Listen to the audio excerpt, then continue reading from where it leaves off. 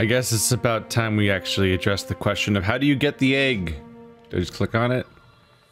How's this gonna work out? Boop.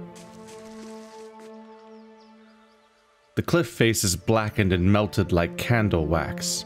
There's a small outcropping overhead with what appears to be a crude nest. It looks like a challenging climb.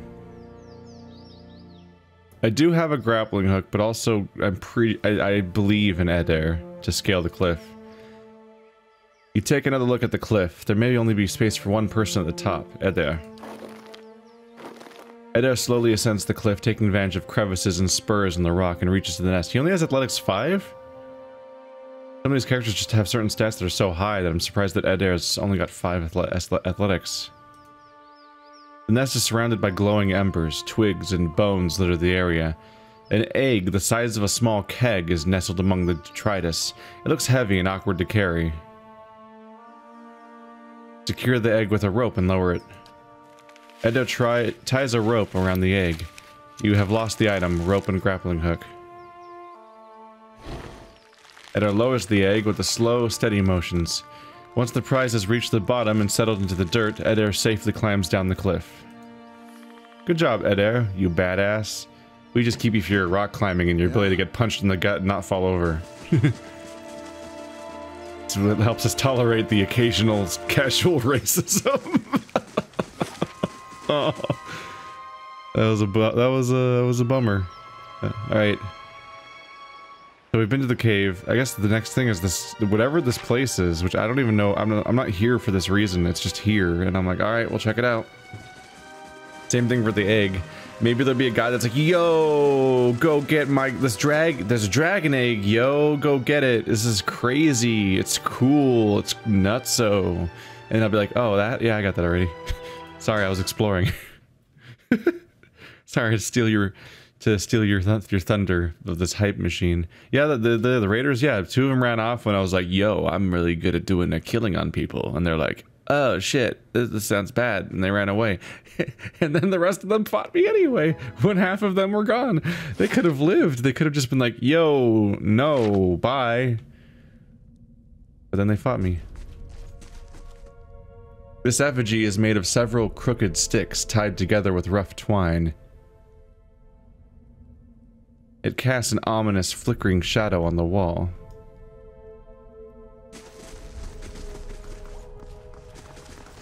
This looks like a big area. Huh.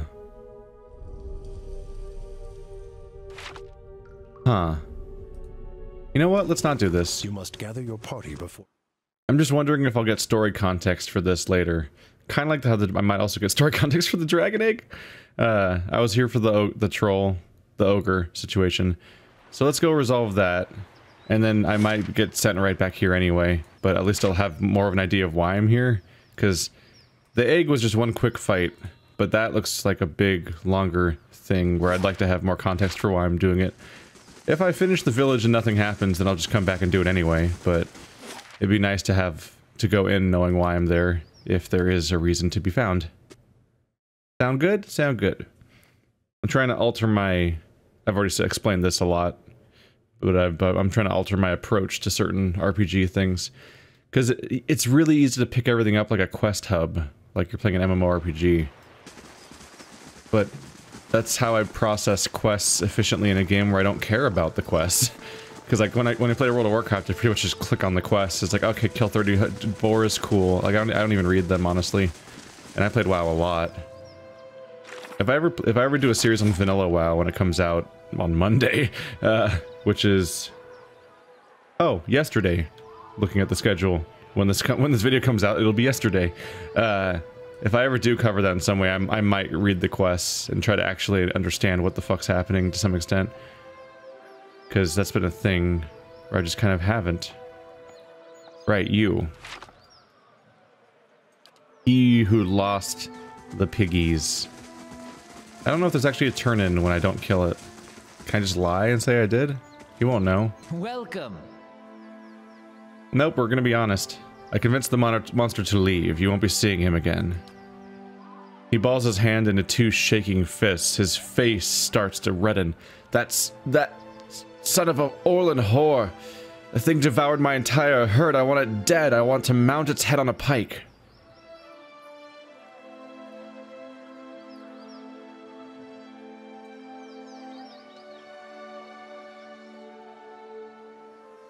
Here, perhaps this will make up for the loss of your pigs. 400 CP. His mouth falls open. You do that for me? I don't know what to say. He snaps his fingers. Wait right here. He darts into the house and returns with a blunderbuss in his hands. I call it Lead Spitter. It belonged to my father and served me in the Saints' War. It's old but sturdy. Packs a real punch. Should be more useful to someone like yourself these days. Oh, I got a return for my money. I was being nice. Because I'm just thinking, well, I did just take the ogre into my charge, so that kind of... It doesn't technically make me responsible for his damages, because they happened beforehand, but I'm kind of inheriting this problem and like to move on beyond it, and I'm like, you know what, this, you know, let's just move on, right? I have money. I can pay for this.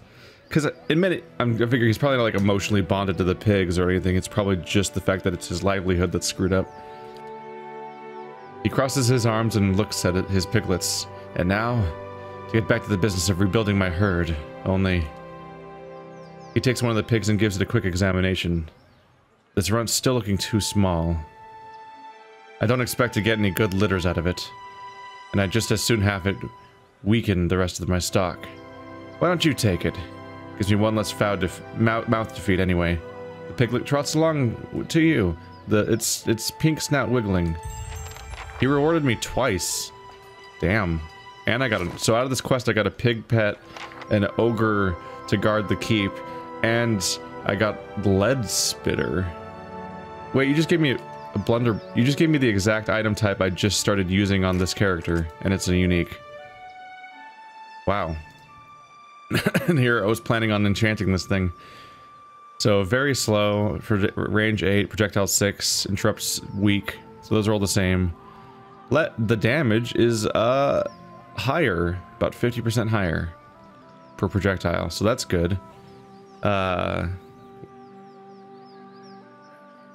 it have 2 DR bypasses applied to it? So the original one had 4 DR bypass. This one says 3 DR bypass, 4 DR bypass, which, once again, the way that they list these descriptions is odd. like the repeating text and stuff like that.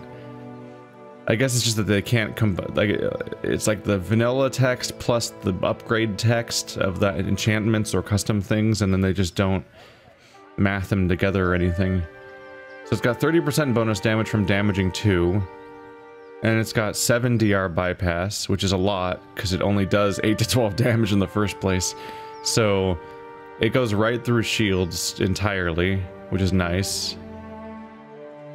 Reduced crit because it's a projectile spammer. It'll crit every time I shoot it if it, well, assuming it rolls crit on every roll, which it must be, right? Because it's rolling hit on every roll, because that's kind of the premise, is that some of them will hit and some of them will miss, and hit and crit are all the same roll, because that's how glancing and everything else works. So this is good. It's 30% stronger, and it has a massive amount of damage reduction bypass. Harried by persistent thieves, the merchant Baradin had his hefty blunderbuss forged as a means of protecting his wares. The gun proved as indiscriminately lethal as the dwarf's temper, firing a destructive hail of iron that made short and messy work of anyone who dared creep up on his wagons during the night. Baradin was very pleased with the weapon's performance, as were the brigands, who eventually robbed him of it. Oh. Well. This weeping gun woman... becoming better at her job. Weeping gun woman. This is an aesthetic. The bloody wrapped feet and the blood covered, like, sleeping gown, basically, and then just a fucking shotgun. It's like this hobo with a shotgun aesthetic mixed in with, like, these knights. It's kind of great. Alright, can I enchant it even more? I can give it slaying. Does it already have Vessel, or do I just not have the... I don't have the materials for that. I could give it burn damage, but for anything else I need these other resources that I don't have. I might give it burning damage. I need more primal fire if I want to do it again, though.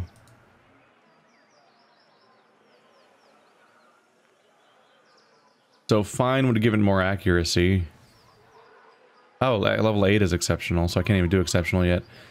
So this would take it up to having 30% damage, 8 accuracy, instead of just 30% damage. I believe that these replace each other. A little tempting. But who knows how rare those resources are. But I think a bonus of additional damage would be nice.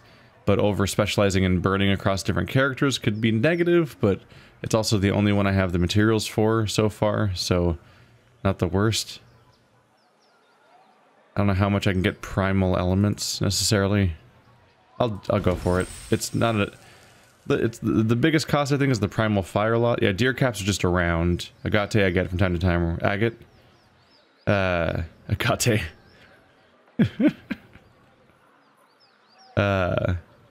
Primal fire is probably a bit rarer. 200 CP is not a problem. Now she's got a flaming shotgun, so that's fun. Is that visible at all? Oh, missed the arrow keys. Yeah? Oops, I meant to just highlight her. She's the bringing noise. Ready, Watcher. Yes. Or is she? I don't know. Anyway, there's fire coming continuously out of her shotgun. That seems like it'd be a hazard, but you know. So we have 3 people with fire coming out of their weapons. One person that has a vague crushing aura, which I mean, admittedly, I don't know how you visualize crushing as an element, but it just looks like a dull fire in this game's case. All right, we did Grieving Mother. We did Guy with the Pigs. Let's visit the mill. Have I been to the mill yet? I might have already been to the mill.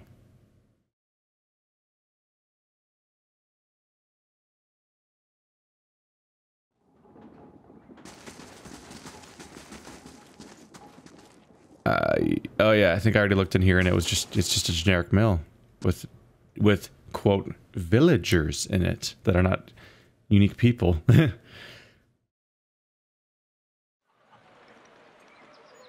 I feel like mills have just been such a central crux location for me to check out lately. That's surprising that that one just doesn't really have anything going on in it.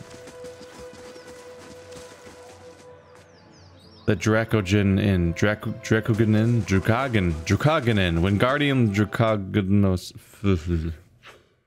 Dracogen Alley. Did he say Dagon Alley?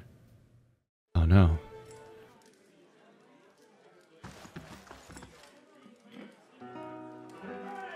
This table has been scarred and stained from decades of use.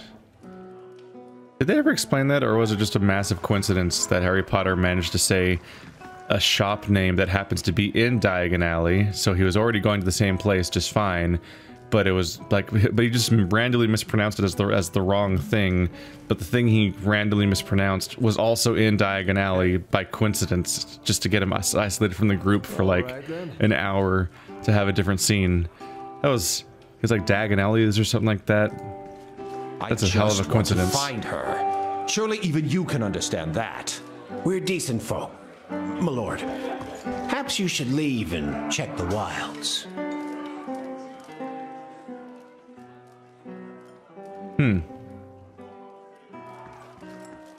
Wonder what's up with that.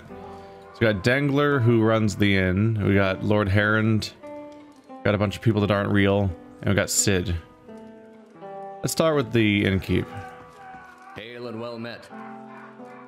I'm kind of wandering around as Adair instead of my protagonist when I want to control one character, just because he can take a hit if the fight starts, even though my protagonist is technically who I'm playing as when these conversations happen.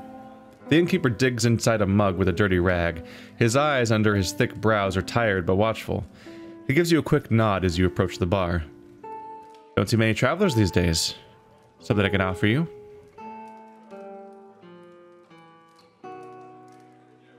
What was your exchange with that nobleman about? He looks up from polishing his tankard and glowers at the lord. Folk round here is decent. They mind their own business. You want to stick your nose in it? Go talk to him yourself. I have questions about Dyrford. He runs the rag around the rim of his mug. Ask.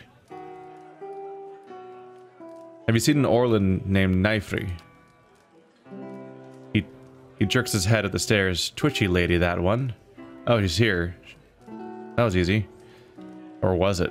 Tell me about the village. Walk from one bridge to the next and you've seen it. We're quiet, hard-working folk. We keep to ourselves, we don't take to being pushed around.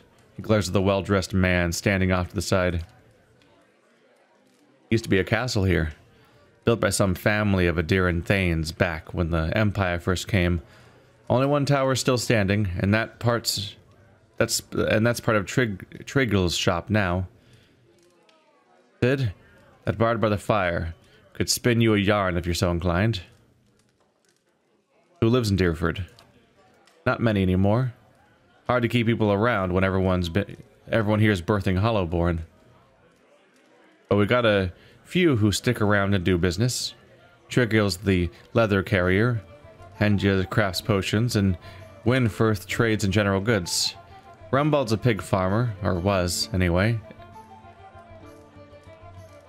Something happened to Rumbald's pigs, I take it. Damn ogre carried them off. Now he squeals more than his herd ever did. It's rotten luck. Oh, I took care of that. Tell me about Triggle. He's a courier. Treats leather and makes armor and a few other goods with it. Problem is, the smell of tallow and deer shit tends to put people off their food, and his shop's right next door. What's Henja's story? Lady's a clever hand with potions and poultices. Got herself into trouble with a nest of worms, so I hear. Her cart's on the east end of town. Well, I guess I took care of the nest of worms if it was them. And Winfirth? Winfrith? Been around even longer than I have. Nice enough fellow, but never could find his way to the end of a sentence. His shop's across the square. This is always fun to me. Let's go back to my previous questions. It's like a strange transition that is only necessitated by the video game dialogue systems.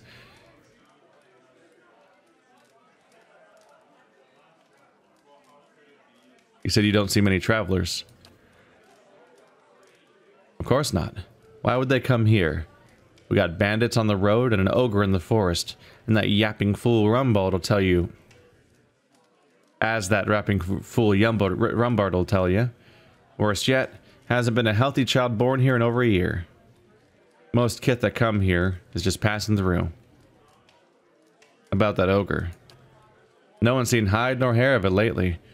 Rumors going around that some foreigner killed it. He gives you a calculating look. Well, I'm apparently not going to confirm or deny. Dragon egg dish. 30 max endurance and 3 resolve for a while. The grandest of omelets. Those that feast on dragon eggs often find that there's very little they would not dare to do with that resolve. That is how you piss off a dragon and dragon meat. 3 might and 3 resolve and 45 max endurance. While tough, gamey, and notoriously hard to cook, dragon meat makes for a rich, fatty meal that is said to transfer the beast's strength and power to those that consume it. Huh. Just casually have that around, huh? I mean, it's really, really, really expensive. Like, expensive than permanent items in this game are, which makes sense because those are very significant upgrades to your core stats. But holy crap, it's just there. It's just hanging out. I would like your camping supplies, please. And to offload my plunder of the dead. I get that sorting in. Didn't get much armor from them, huh? Not a lot of duplicates in my inventory right now.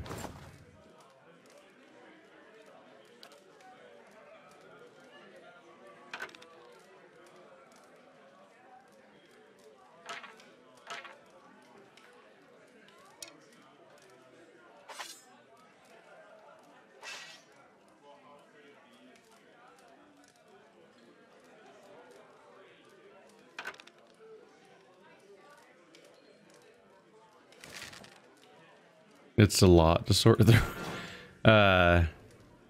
Just trying to exercise that human pattern recognition of spotting duplicates and switches and so on. It's a little rough because they do a thing that I do kind of applaud them for, which is that the upgraded versions of items actually do have different appearances. But that muddies it for me a little bit when I'm trying to keep track. There we go.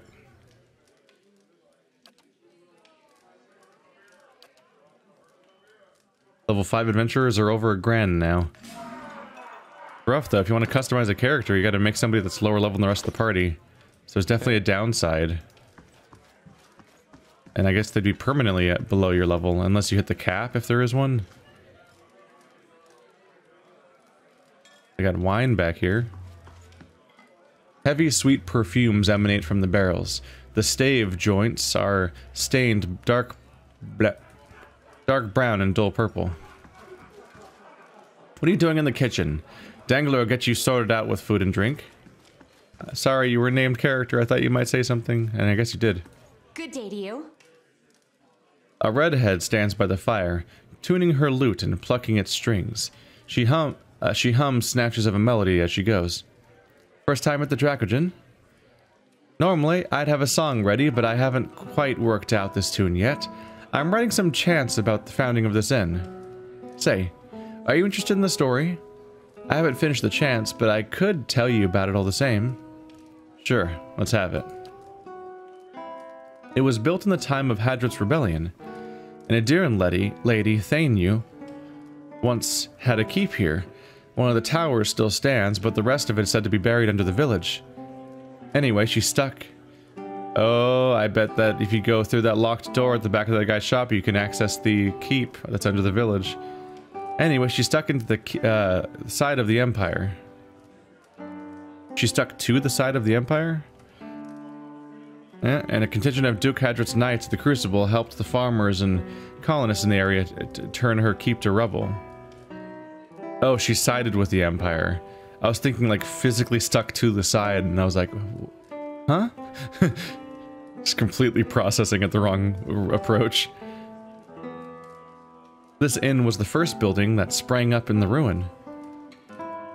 Built with some of that same bricks the colonists had pulled from the Lady Thainu's castle, as they say. Supposedly the quarterstaff of her chief wizard even got lost in the construction, mortared into a wall or nailed under a floorboard.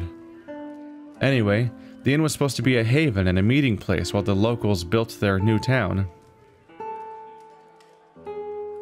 What do you mean supposed to be? Dear Woodens are an ornery lot, and the more these new neighbors met, the more they argued. They realized they didn't agree on much besides ousting the old lord. The biggest divide was over Glenfathans and their nearby ruins. Hadrit's knights and their supporters wanted to keep the peace, but a group of misfits with more anarchic leanings that had formed in town wanted to go after the tribes the same way they'd gone after their lord. Soon the villagers were fighting with each other as much as with the Adirans. In the end, memories of the Broken Stone War and the War of the Black Trees were fresh enough, and the Duke's soldiers won the day. Most of the other villagers came around eventually, but some of the core troublemakers left to join the front lines of the War of Defiance. And others, I've heard, found their way into the Guided Compass, the most forward-looking of the Glenfathan tribes. I don't know if I believe that part myself, but it makes a good story. He points to the east wall. There's a portrait of one of the chief rabble-rousers and his rival at the peacekeeping faction. Someone's idea of a joke. I don't think they were particularly amused. I want to hear about the Broken Stone War. That was the first major conflict between the original Adiran settlers and the Glenfathans. Happened 3 years into colonization when some farmers knocked over an Adra menhir that was part of an Engwithan ruin. The war didn't last long, but it spread quickly and claimed thousands. In the early weeks, most of the colonists didn't even realize there was a war going on until the Glenfathan raiders hit their villages. There had been small, spontaneous skirmishes between the colonists and locals before then, but this was organized, and it was the start of decades of violence between the colonists and the Glenfathans. As you can see, Dyrwood's full of history, even in little villages like this. Tell me about the War of Black Trees. It started back in the colonial days, almost 30 years after the Broken Stone War.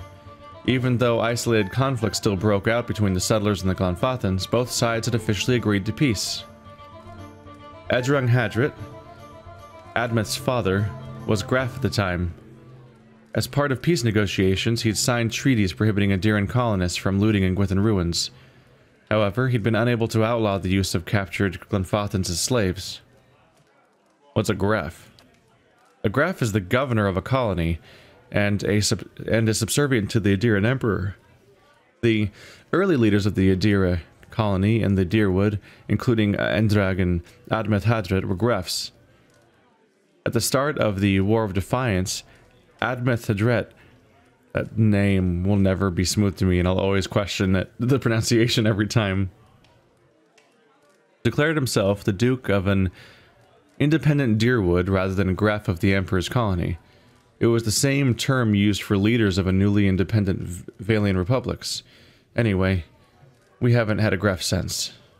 I see. Indeed. The taking of Glenfathan slaves had continued to be a source of conflict. It came to a head when Imperial agents, aided by certain earls in the Dyrwood, began looting the ruins again. See, the Empire had never actually agreed to Hadrit's treaties in the matter, and the recent succession of the Valian republics likely left them eager to weaken Hadrit's position. The looting sparked a brutal slave uprising and a guerrilla campaign among the Glenfathans. Edrung Hadret was too old to lead the forces into battle, so he sent his son, Admeth. Admeth made a costly but effective decision that ended the war faster than anyone could have imagined. He burned the forest near the Is-Ayen River to keep the Glenfathan warbands from retreating. Thousands of Glenfathans died, and as Admeth repeated his scorched earth tactics in the following months, he wore down the remainder of their forces. To this day, over 150 years later, there are still sections of the Dyrwood where the trees are nothing but bare, charred trunks. Farewell. I need a drink.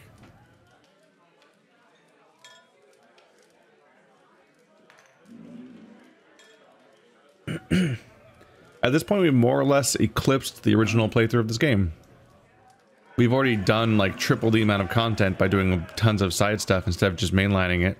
But I think meeting Grieving Mother is one of the last things I ever did. I did technically hit Act 2 and got a little bit into that.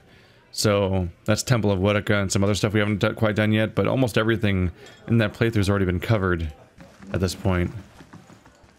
And just so much more along the way, because we've just completely changed our approach, thankfully. Lord Harond.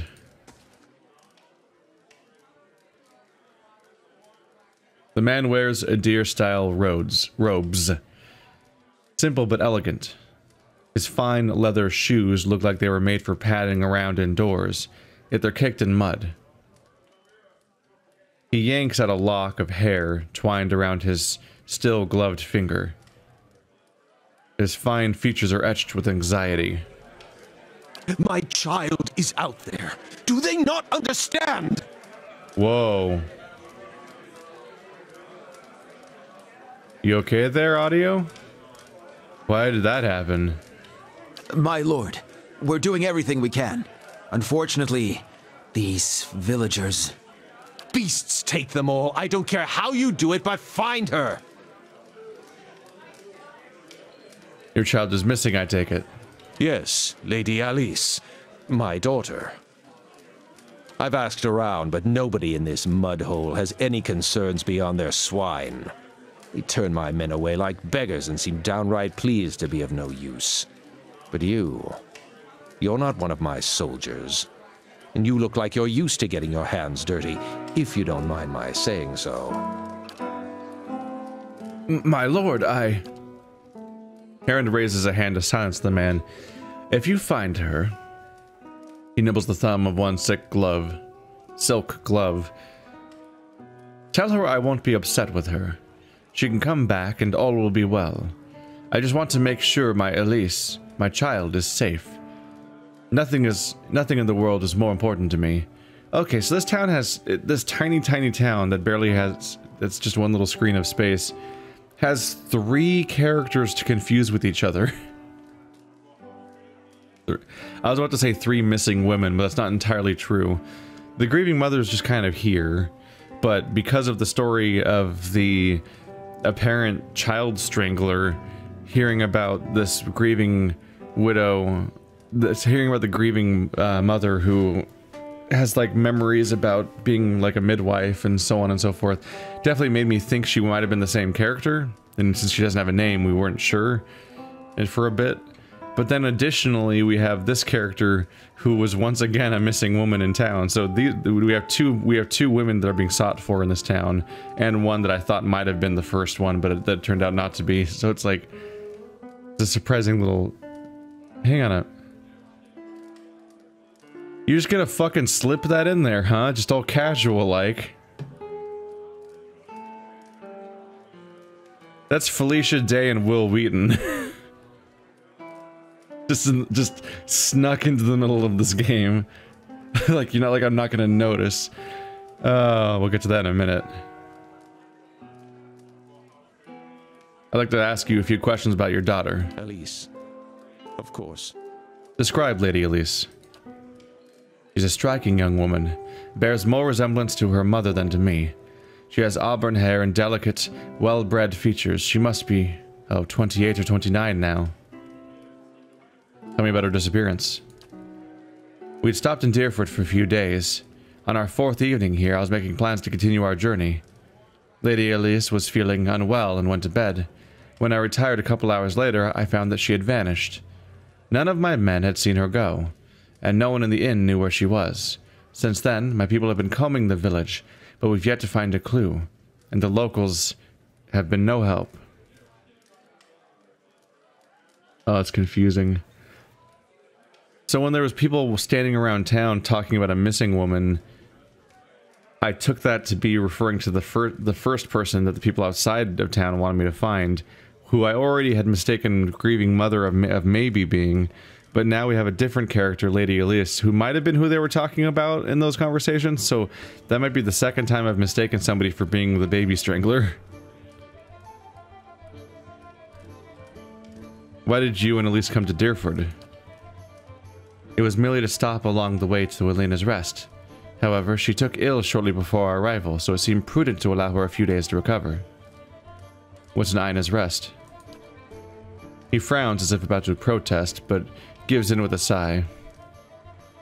Lady Elise has reached an age where it is prudent for her to marry. Given this legacy business, I can't let her fertile years slip by, nor do I want her womb to fester in the presence of so many hollowborn.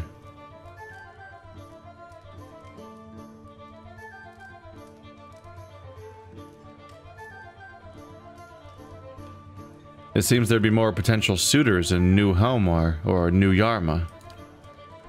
You think I haven't considered that? Arranging a suitable match is difficult. The best prospects for my child lay in Ina's rest. What about the rest of your family? Surely they wouldn't want to miss your daughter's betrothal. Lady Harond is ill-suited for travel, I'm afraid. And unfortunately, Elise has few other close relatives. My sister and her husband, Elise's aunt and uncle, of course, have been visiting Adir these past months. He rubs his knuckles. As for siblings, Elise has none. My wife has only given birth to Hollowborn, since Elise, that is.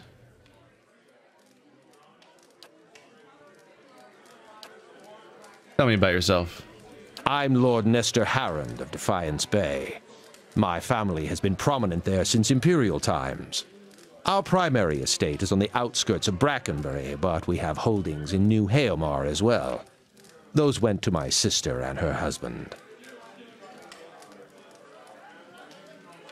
I heard you arguing with the innkeeper. A petty, small-minded man, just like the rest of them around here. I've been paying him an honest fee for board and bed, and yet he can't be bothered to stir himself to concern for my Elise. This is why I'm hoping you can help. He tugs at a lock of hair again. I should have never trusted these people around my child. Goodbye. Okay. That doesn't give me a lot, just that they vanished. Oh, I can't zoom any more in? The portrait depicts a man and a woman dressed in a deer garb that would have been in style a century ago. The heavy frame has been battered, and the plate that once bore the patron's name has been scratched out. They share a passionate embrace, which seems at odds with the disgust in their faces. That's about right.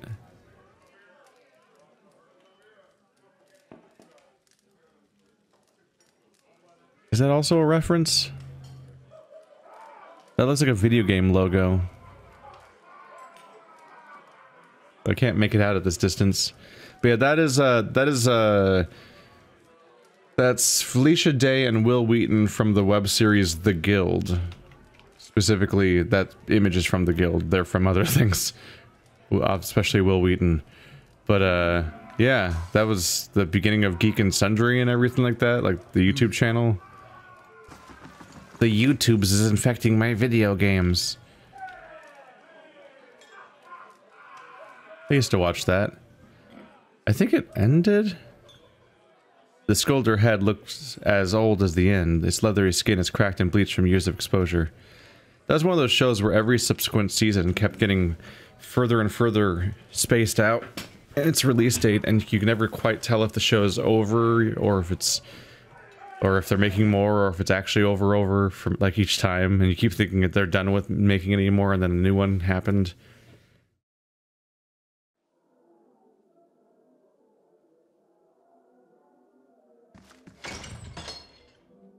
Oh! Well, there she is. The Orlin hovers by the window, peering out of it every few seconds. As you enter the room, she watches you carefully, her hand hovering over her stiletto. She cranes her head to peer behind you. Anyone follow you? Who sent you?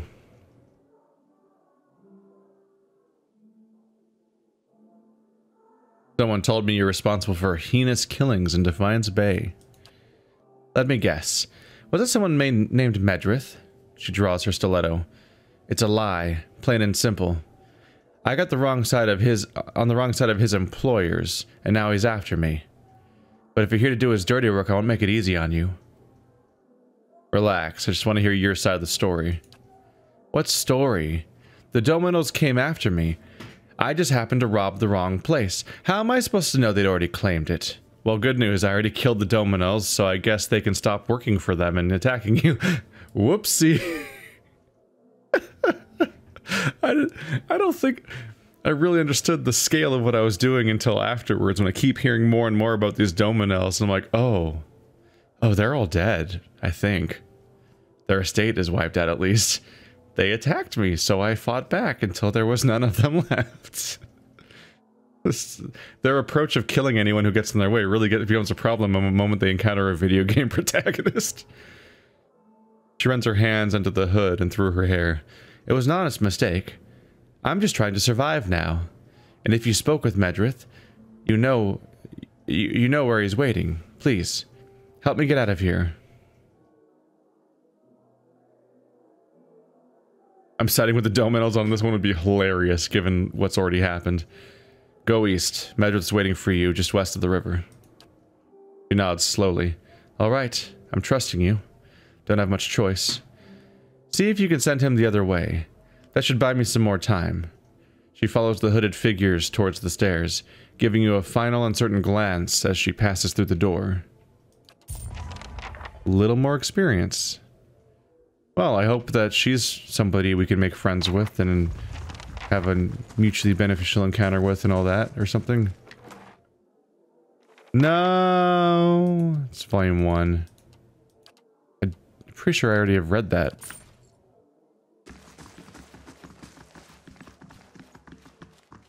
The painting depicts a forested ravine somewhere in the Living Lands. An expansive foothills below the mountains of White March. You're just Kickstarter backers. Something here calls to me. Ooh. Ooh, what if it's the magic staff? It's the magic staff. It's literally exactly that. Alright. The glass of this window is broken, warped. Knotted planks have been nailed over it. That story with the song, it's true. They really did board his staff under the floorboards. And here it is. Neat. Grants restore minor endurance. That's it. The staff is topped by an emerald green orb between two wing-like protrusions. The long, slender stave is banded and reinforced with old casings. Huh. And has all the usual enchantments available. Huh. Yeah, it's just a staff that happens to let you cast 3 stacks of a not at all good healing spell. God, that might be the first unique item I sell, because it's just not really worth it. Go away, piggy. I'll read your description. Here's the egg. This dragon egg is a mottled gold color and warm to the touch, in perfect condition. Now I got 2 little piggies that are just the same pig, but they flipped it horizontally. They mirrored it, and then gave this one a weird texture. They painted over it with a strangeness. Also, this piglet doesn't have a tail, so that's weird. This young pig is roughly the size of a small dog. It half trots, half runs at your side in an effort to keep pace, and snorts appreciatively when its flanks are scratched. Goodbye, pig. Part of the reason why I'm using the dragon instead of the dog is just I don't really like having the I shall do as you the asked. dog in the middle of a battlefield. Makes me sad. Nothing is closed to the perceptive mind. What you ask is done. Yep. I'll take a look. Well, it's a good thing Grieving Mother was here to notice the staff immediately. I'm gonna go talk to the bard again. I don't think it has a payoff, but it'd be interesting if he'd be like, yo, I found the staff from your song. It's real. Would you like to buy it for 1,000 copper pieces? Please? I need to upsell this shit. Well met, friend. Nope. Nope. They went as far as having that cute detail be real, but not as far as having it go anywhere else. So, they're waiting for them on the west. I sent them east, and now I'm supposed to try to send these guys elsewhere.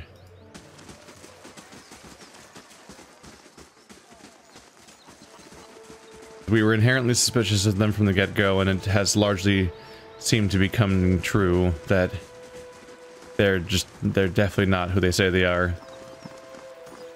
And the Dominels makes some good sense as far as an explanation goes, I suppose. How do you do? About Nyfre yet? I'm ready to get out of here. She snuck out the back of the inn and went south. North. He squints at you, pulling the grass into 2 flimsy threads.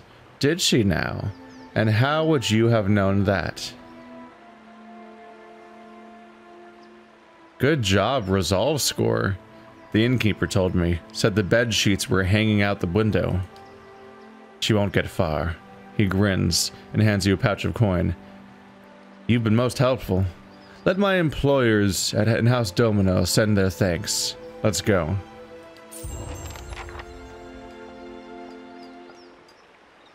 So we didn't send him in the opposite direction, we just sent him in a different direction.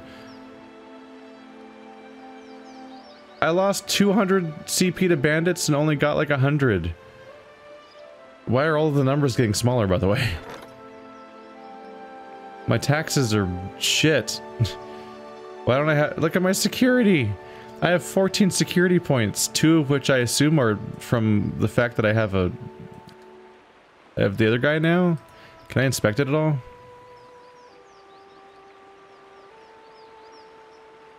Hirelings. No. Finished in 1 day, 15 hours. 4 more security. For all the good that does with my ability to fight off my stuff. Yeah, I should get my barracks to defend it. I guess that's what you need, not just security, but also that. What a tiny amount of money. I get more money from like walking into random rooms and opening a drawer. This whole adventuring business is way more profitable than earldom. Dream and memory. When I first encountered grieving mother on the road, I experienced a dream. Or was it a memory of childbirth? Perhaps grieving mother herself can explain what I saw. We're still trying to find out where Lady Alice is. Finding the cliff. Yep.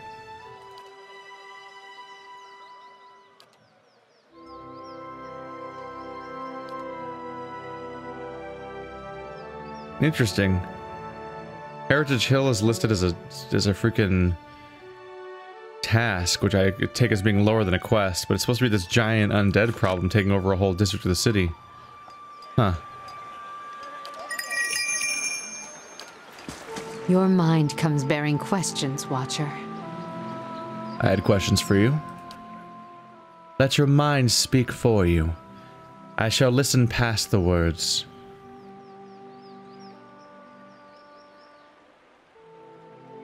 You addressed me as Watcher when we met. Do you know what a Watcher is? There was a slow chill, and for a moment it seems as if she's going to fade from your vision, as if she can't bear to be seen. The title came unbidden. I do not know why I spoke of it. Yet it seemed the right mantle, a familiar one. Yet I do not know where it came from. If I have given offense, oddly enough, it feels like she's not speaking to you. It feels like she's speaking to an audience. The air takes on a curious edge, a chill, which persists for a sharp moment, then fades into a dull fear. If I have given offense, forgive me. You would know more than I. Have you encountered Watchers before? I do not know. It is an old feeling. I do not know where it stems from. It was a word that arose when you saw me. It is said Watchers see as much. Oh. It is said that Watchers see much that others do not. And I have been hidden from the eyes of others for some time.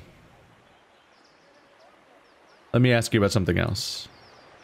How is it that no one can see you? Their eyes see me, but their minds will not remember past the call. A call? My face is like the call of a newborn, hiding the face beneath. And for my body, I am able to wrap myself as a mother cradling her child. I am here, as you see me. But to them, their eyes see only the cloak that I wear. A peasant mother, dirty, shabby, not worth knowing. As a Watcher, you see more than others. To the eyes of most, I am as unseen as the spirits you share memories with. How are you able to affect minds?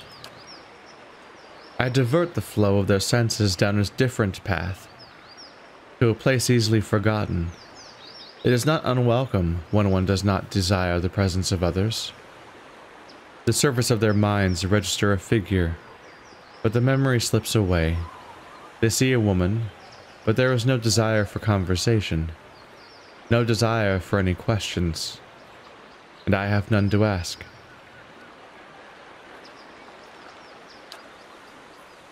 When we first met, how was I able to enter your dream? I do not know. What do you speak of? If you were in my thoughts, I could not feel your presence, nor do I know what you saw there. As she speaks, you suddenly feel an odd sensation in your mind, as if walking in her thoughts would be as if walking down a back street of merchant stalls. The claustrophobia of wooden shelves and canvas tarps made less oppressive by the sheer number of enticing vials and bottles that stretch out the sides of you. You suddenly realize that whether she permits it or not, you could enter her dream and observe it without her knowing, and in response your hand twitches. There's a feeling that you could simply pick up a vial, taste it, sample it, and keep the memory as your own.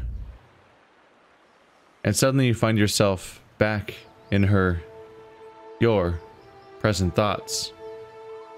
Though you're away for but a moment, she seems unaware of your diversion of thought.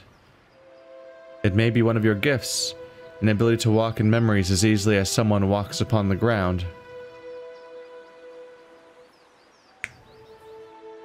This sounds dangerous.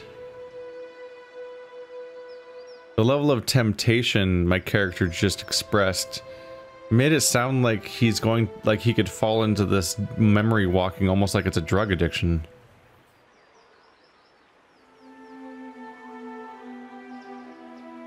Perhaps you'd like to hear of what I saw in your memories. A mixture of curiosity and fear wells up between you.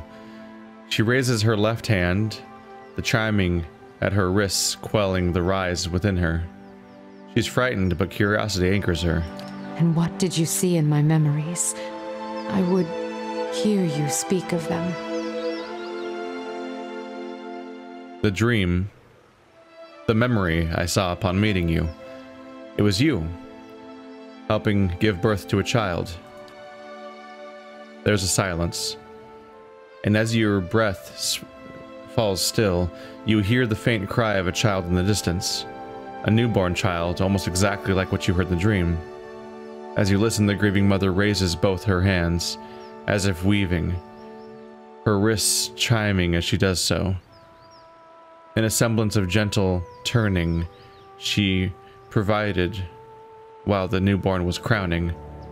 To your surprise, you recognize the motions and the words from the memory, even as they are new to you. As she weaves her hands through the air in front of her, the child's cries grow still, yet the sound of the chimes weaves almost hypnotically in your thoughts. The sky seems sharp and clear, and you feel as if you are towering over your surroundings, as if kneeling atop a great pillar, just as you did in the memory. To your surprise, the grieving mother falls, as if her strings were cut, and her knees crack hard against the ground. Her hands never cease moving in the air, the chimes echoing her movements. In a ragged voice, you hear her speak. The voice is that of a much older woman than the one before you, harsh, almost desperate. Tell me what you saw. Show me what you saw. Where were you? Her eyes, now terribly sharp and real, are filmed with white, silver white, like Adra.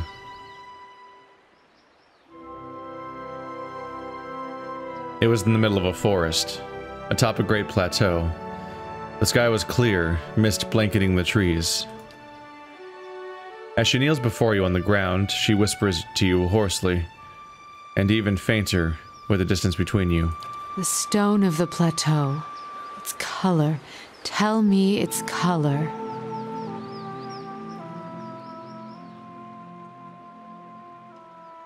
Fuck. I don't remember. That was hours and days ago. I don't remember. She shakes her head slowly and her arms collapse, her hands falling against the ground. The film of her eyes gives way to tears that move slowly down her cheeks, but her expression doesn't change. You feel a well of emptiness, anguish, and more absence than sorrow. I do not feel the memory. I do not know if it is mine, but her hair falls across her features again like a veil, and she nods, not with her chin, but a push of her mind. But thank you for trying.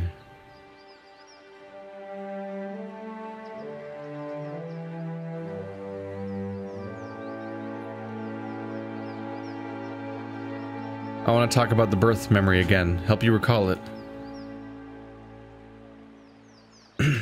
It just redoes the whole... Tell me what you saw. Show me what you saw. Where were you?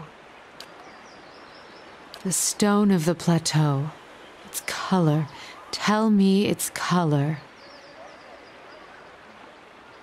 So you could just keep trying again till you get it right? It was Silver Adra, its surface warmed by the sun.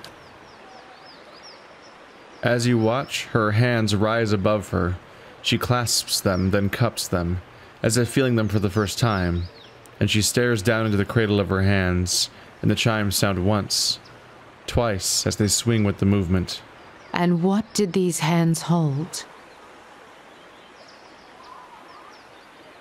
Cipher option.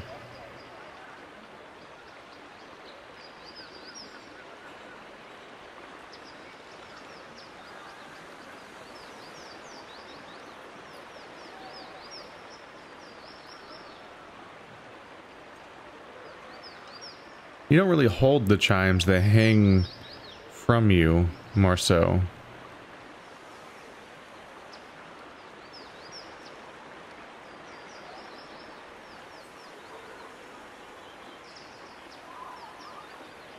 I don't think you'd say you hold the chimes, because aren't they just hanging from her wrists? I'm not sure. There was a child you were bringing forth in your hands. I don't recall. There's a sudden intake of breath, and then a release. Her eyes blur closed, forming into slits, but in the brief glimpse you have of her changing expression, the rippling pain in her features seems to have smoothed. She swallows. Once. Twice. And then you feel her, once again, in your thoughts, the rasping husk of her voice, swallowed and drawn within her. It was the birthing bell you saw. Has it been so long? Have I forgotten so much? With the words comes a river of impulses, thoughts, as if loosed from a breaking dam. And as your mind wraps the impulses into words, you realize it is her muscles and her hardened thoughts relaxing and breathing again. There is such an intensity you almost want to step back from the flow, but you find the wave of impulses cause questions to float to the surface. Among them is a name. Watcher. What is the birthing bell? It is a plateau formed of the spirit stone Audra. At its top is set a great bell, cradled in the reaching arm of the plateau. It stirs in the wind, and it sounds for leagues when struck by kith hands. In distant times, the great bell served as a Glanfathan watchtower, perhaps. Why they abandoned it, I do not know. Other men came in time, settlers, and claimed the tower as their own. I, in turn, claimed it from them. The pillar became a cradle where I could draw new souls into the world. In your memory, were you helping a woman give birth? Yes. Yet, I believe you only saw a small part of the birthing ritual. It is not all in a moment, nor in a day. It is a journey of many years between the child, the mother, and I.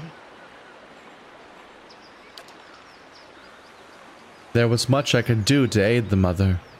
Some sought the physical comforts of ritual to steady their thoughts, even Adra from the bell. Others would seek advice, words of counsel for the days ahead. I was able to provide draughts, tinctures, and a reading of the child's spirit, all to strengthen the mother. Can you tell me about the birthing ritual?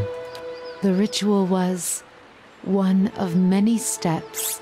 It took many tens of years to carve them, but always the child's thoughts were there to guide me, from the moment it began to awaken, to the 3 seasons within the mother, to the birthing day, and the years to follow.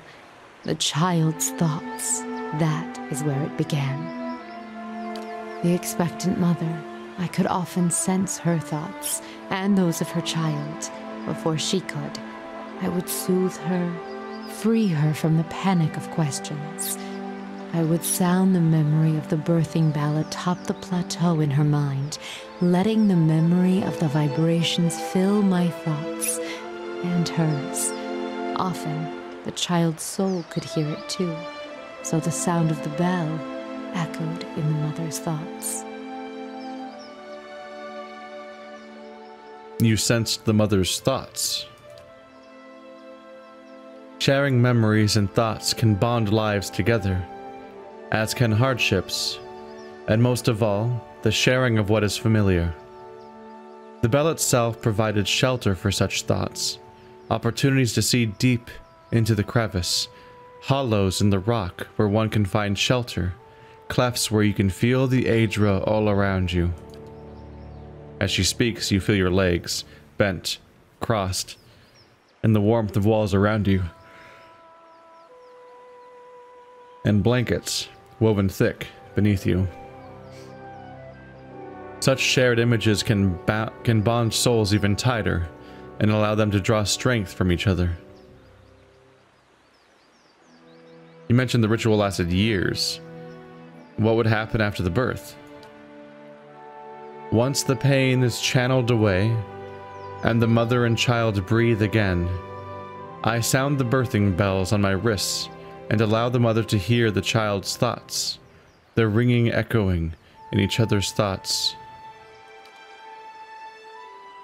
The bells open the way between them. Let her feelings pass into the newborn, and let her feel the child in return. And when the feelings meet, that is when I weave another memory and leave it tied in their minds.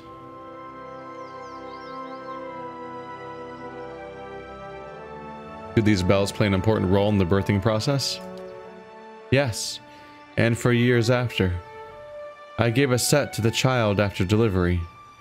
It is a reminder of the memory the mother and child shared. You feel an odd sensation, a warmth, and you can feel a smile being shared, then it flickers and is gone. As the bells coax the child forth, they accompany the child onwards, fastened about the wrists, to care for them in mind and body. There is no magic in it, except the magic of practicality. If a child sought to leave their cradles, or escape their cribs, the mother would know through the warning of the chimes alone. At times, if the bond was strong, so would I. The sensation of smile comes again, slower, more knowing between you. If not watched, children, much trouble may be had from tiny hands. The chimes are kept until the child needs them no longer. When I no longer can hear them sounding in my mind, I know their spirit has changed, and the bonds we shared are long gone. This shedding may last many years, or but a few, but it is necessary. You watched over these children for years after their births? Children are fragile things. Even the ties of blood and mind may not be enough. They must be watched, and even then the body may fail the mind. But if watched, even the most sickly child may cling to life if determined enough, and many of their souls were tied to me. If a child's spirit failed, I could sound the chimes in their minds and grant them strength, even from afar. It did not always serve, but it gave hope. It sounds like you've seen tragedy too. Enough to never wish to feel it again. In the times before the bell, children who died were cast upon the waters of the lake beyond the bell. Sometimes, while alive, if their pasts and futures were deemed weak. It was a different time. Children were treated carelessly. Those times are past. This kid has a bad future. Throw them in the water. That's straight up 300 Sparta stuff. It's distressing.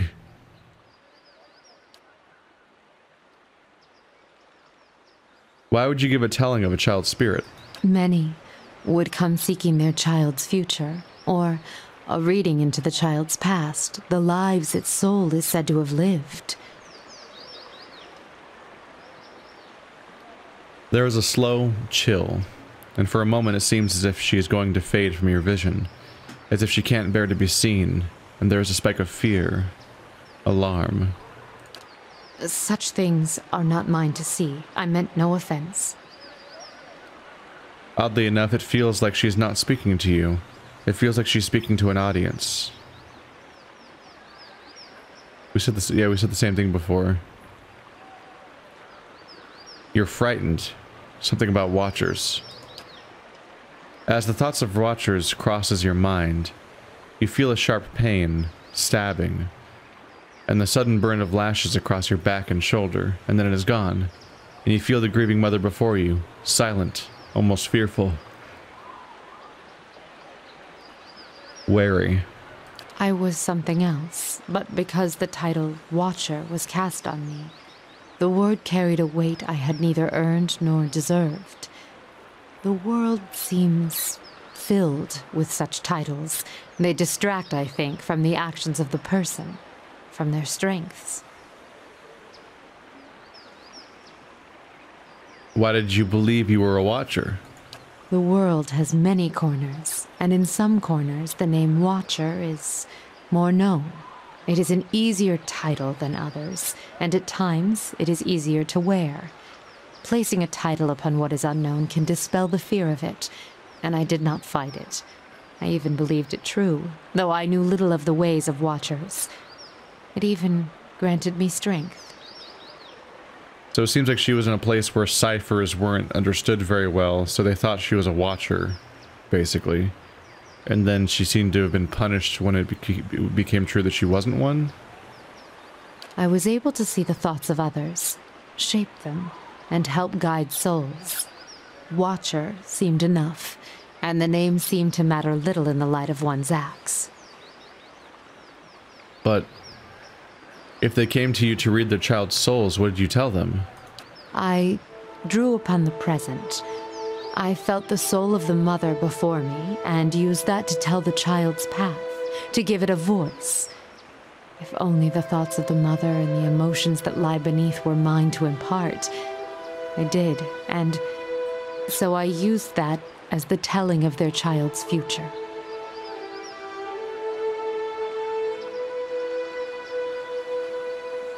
What if it turned out to be untrue? Futures fulfilled by one's own spirit are as strong as anything seen by another's eyes.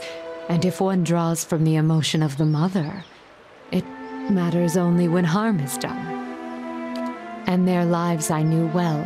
I could weave their lives, their thoughts over time, to the mother, to the child, and once the child had been born, was sheltered, I could relax the threads of thought until the child could stand on its own.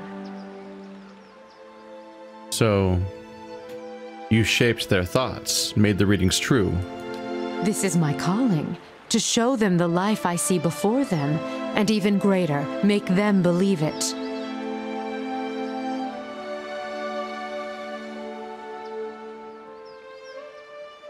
So you twisted the mother's feelings for their children. Even the most strongly worded tells may not be enough to save a child and allow it to be born. If I have the strength to strip away the stem of a mother's spite to expose kindness, weave nurturing from disdain and neglect, then that is my calling. And with the weight of Watcher behind my thoughts, these tells gain strength. Strength I never possessed on my own. They believed. And what they believed became the truth. With each child that was set upon that path, the title of Watcher became stronger. You must understand, without such weight upon my words, many lives would have been lost, drowned, cast in the lake beyond the bell. Now the trail to the lake is lost and reclaimed by the forest, as was meant. A Watcher was not there to look over us, but it was a Watcher that saved them. And with a Watcher's strength, children were born, were cared for, and grew strong.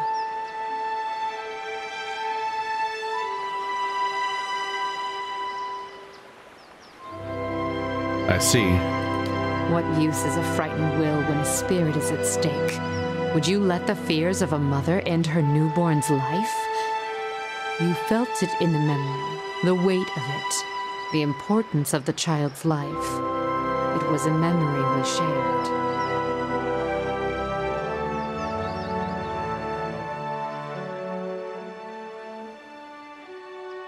That memory.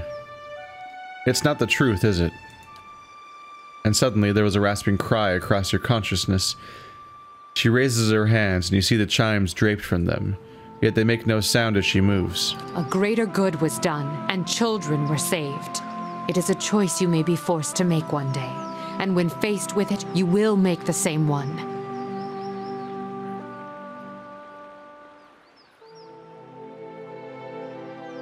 When that happens, I'll be making my own choice. This choice is not yours to make, Watcher.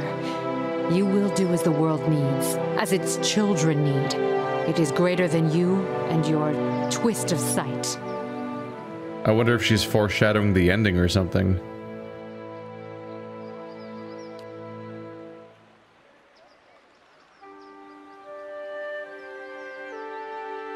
I think that's enough for now. These characters have a lot to say. Alright. No big deal, she just might be subconsciously crafting my mind for her own purposes. Or consciously. It's more that's in my subconscious. So, which makes that I have at least 2 people in this party that may be actively trying to craft me into something that I may or may not actually be, for the sake of their own desires. Let's see them fight.